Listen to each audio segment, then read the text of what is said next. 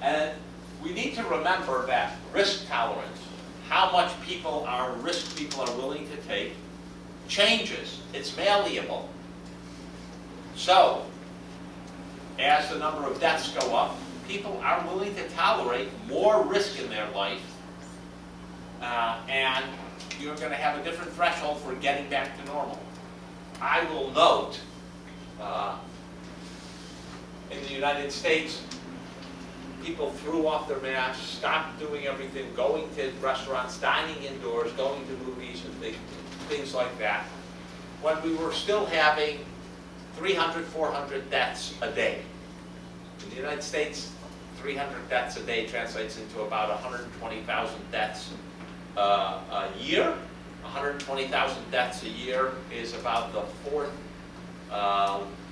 leading cause of death in the United States. There's heart disease, cancer, accidents, and then COVID. But people are willing to put up with that. So we need to be quite sensitive to that and recognize that as people are willing to take on more risk, things can be looser.